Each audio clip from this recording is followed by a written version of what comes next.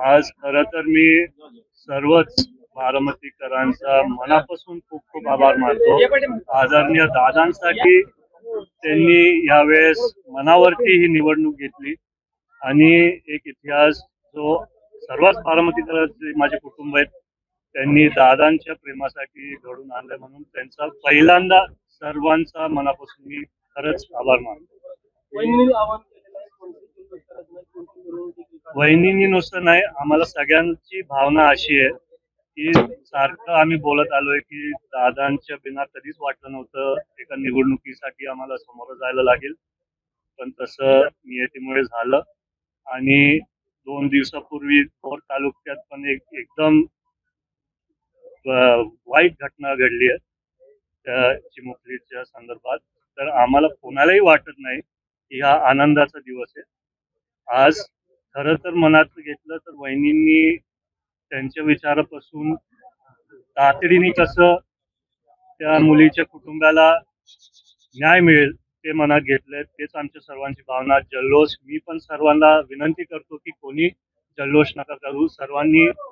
सर्वांनीच एकत्रित कष्ट घेतलेत. आमचे पोलिंग एजंट्स असू द्या, पक्षातले सगळे कार्यकर्ते असू द्या, सर्वच मतदारांना सर्वांचंच मी मनापासून आभार.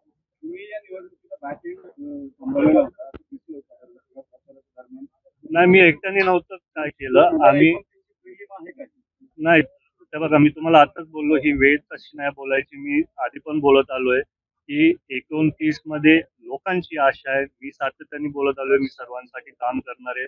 मी आधी बोललो मंगळवारी जनता दरबार घेणार, पण नंतर मी सांगितलं की दर गुरुवारी घेणार, कारण सोमवार मंगळवारी आम्ही तिथं मुंबईला असतो.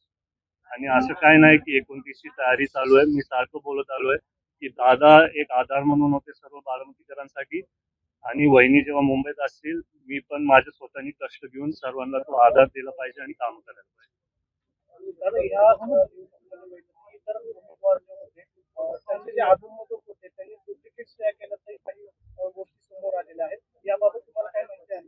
नाही, त्याच्याबद्दल मला माहिती.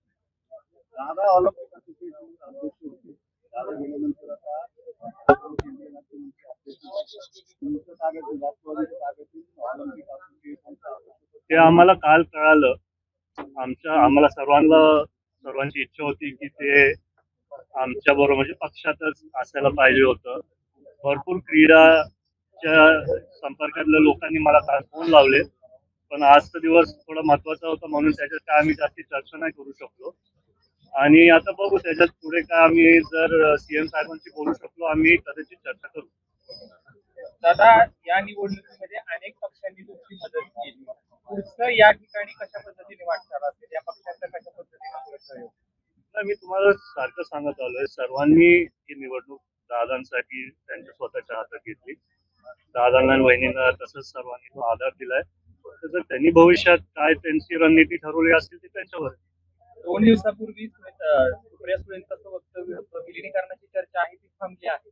या निवडणुकीमध्ये दोन्ही राष्ट्रवादी एकत्र आल्या किंवा आपण म्हणूयात की दादांसाठी पाठिंबा दिला. आगामी काळात 2 राष्ट्रवादी किंवा तुमच्या राष्ट्रवादीची वाटचाल कशा पद्धतीने असतात? ते मी स्वतः एकटा नाही ठरू शकत. सर्वच पक्षातले ज्येष्ठ नेते असतील, आणि जर विलिनीकरण दोन्ही पक्षांचं व्हायला लागतं, त्यामुळे दोन्ही पक्षांच्या ज्येष्ठ नेत्यांनी जर तसं ठरवलं नाहीतर तशी चर्चा केली तर आपण तेव्हा बघू. बारामतीकरांसाठी अजितदादा प्रत्येक आठवडा असेल 15 दिवसांनी बारामतीमध्ये जनता दरबार घेत होते. आपण देखील दर मंगळवारी किंवा गुरुवारी आम्ही जनता दरबार घेणार. कधीपासून आपला जनता दरबार सुरू होणार? आचारसंहिता 6 म्हणजे उद्या 7 तारखेला परवा संपेल. 7 तारखेला गुरुवारी तुम्ही मला दिसालच तिथं जनता दरबार. ग्रामीण भागाचा प्रश्न आता भेडसावतोय. कार्याचा प्रश्न निर्माण झालेला आहे. काही ठिकाणी टँकरची देखील नागरिकांची मागणी आहे. बरोबर, ते मला कळालं. त्याच्या संदर्भात आचारसंहिता होती म्हणून आम्ही काही जास्ती करू नव्हतो शकत. आता आचारसंहिता झाल्यावरती आम्ही तातडीने जितकं मदत करू शकू सर्वांना आम्ही तिथून